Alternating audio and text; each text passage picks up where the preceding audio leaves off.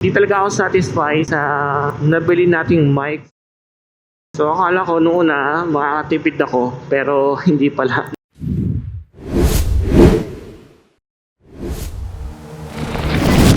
So what's up guys? Kamusta kayo dyan? Another day, another grind na naman. So kailangan natin medyo bilisan kasi aalis na si customer. Kaya kailangan mahabol yung order niya papunta sa kanya. Kaya ito, mag-deliver tayo.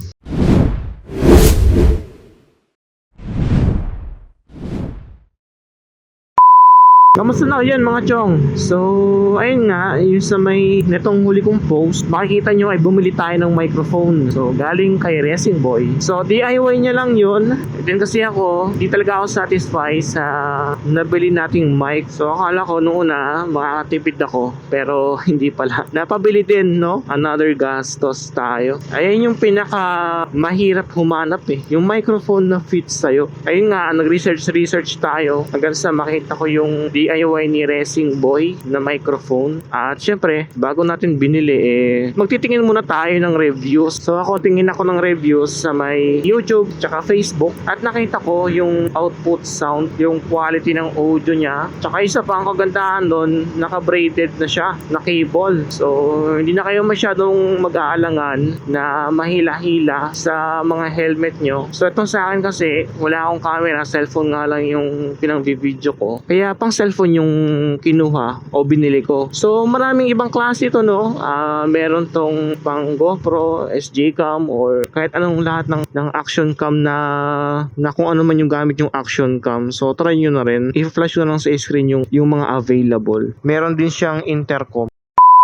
So tayo ngayon ay mag-deliver na at nakakuha na tayo ng item. Dami ng sasakyan ngayon So dito na tayo tumawid. So yun guys, kapag may extra budget na ulit tayo, itatry naman natin yung intercom na DIY ni Racing Boy. So yun, mag-iipon lang ulit tayo. So para magkarinigan din kami ni Lady Driver kapag nasa biyahe. Kasi alam niyo naman, di ba, na kapag pares kayo may helmet, tapos nag-uusap kayo, hindi kayo magkakarinigan. So mangyayari dyan, haka na lang ha. So lagi nangyayari sa amin yan kapag may gusto siyang sabihin sa akin, hindi ko maintindihan. So sinasabi ko, ha?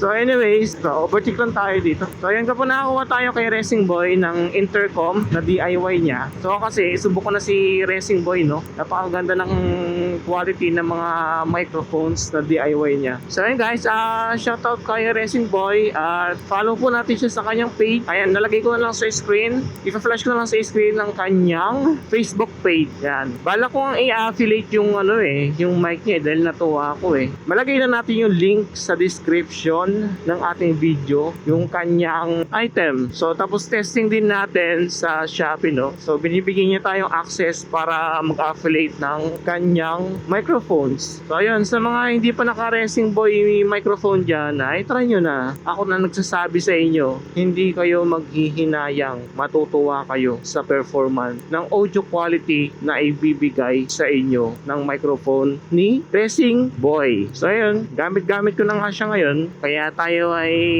nakakasigaw na at nalalakasan na natin yung boses natin. Hindi katulad ng mga past na video is pigil na pigil yung salita natin doon. Pasin nyo naman. Ngayon malakas yung boses ko ngayon para na rin talaga ako sumisigaw.